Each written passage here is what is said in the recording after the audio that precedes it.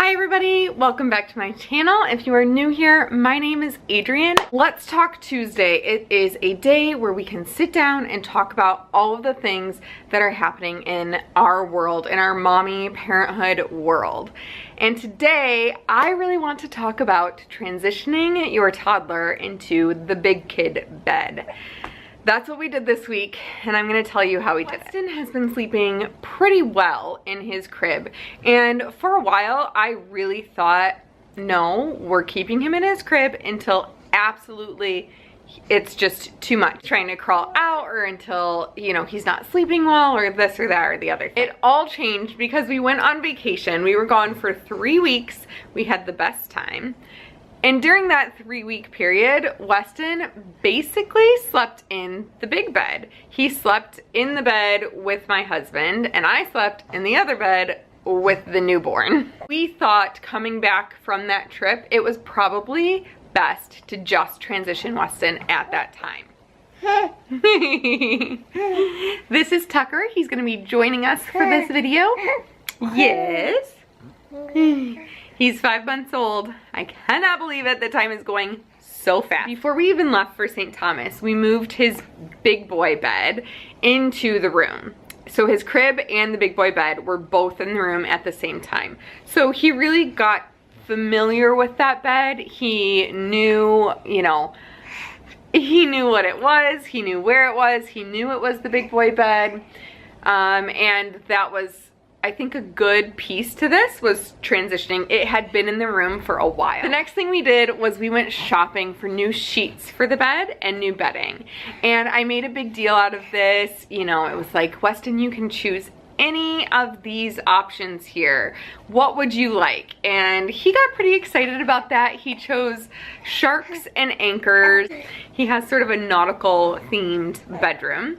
So sharks and anchors it was. And we brought those home. We kind of sat with those for a little while. The next step was just going for it. And the first time that Weston slept in the big boy bed was during a nap. I think that this is important just to see how nap time goes, because, you know, if nap time is ruined, it's like, oh well, at least we tried. If nighttime is ruined, it really could throw you off for the entire next day and the entire rest of the week. So we tried nap time one day last week, and it went really well. He went to bed. He didn't even try to crawl out of the bed. It was amazing. And then it was nighttime. It was time for him to go to bed that night, and it was like, okay, into the big boy bed you go. And he finally is just loving it. He loves the big boy bed. He feels so comfortable in it.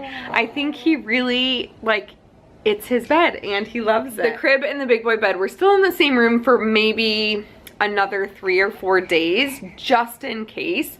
And some people might say, like, get rid of the crib, don't even make it an option.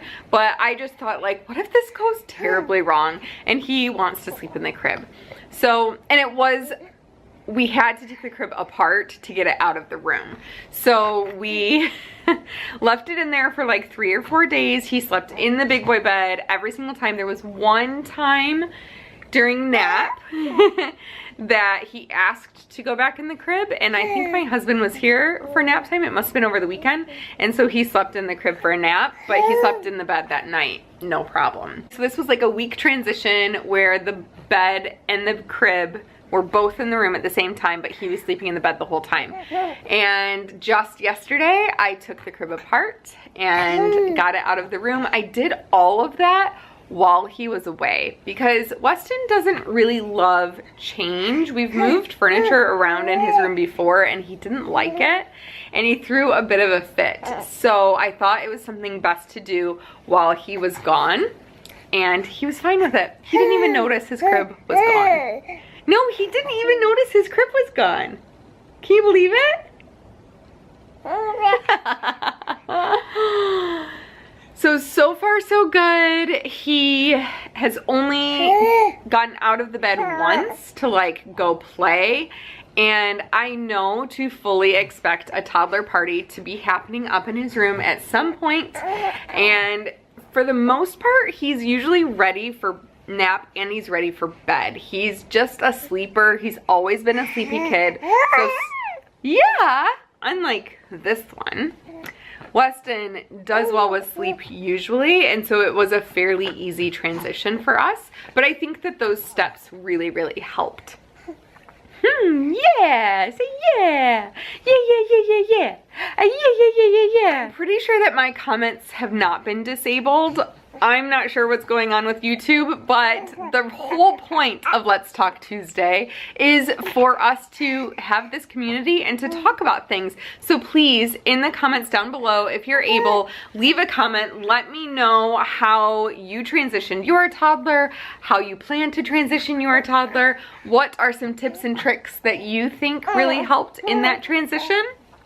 If you haven't yet, please subscribe, hit that thumbs up button, and make sure your bell notifications are on so you know every time I upload a video.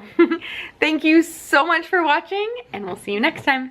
Love you. So let me sing for you, like the birds in the mountains do, like a child who cries for you, cries for you. So let me sing for you, about the streets and the avenue.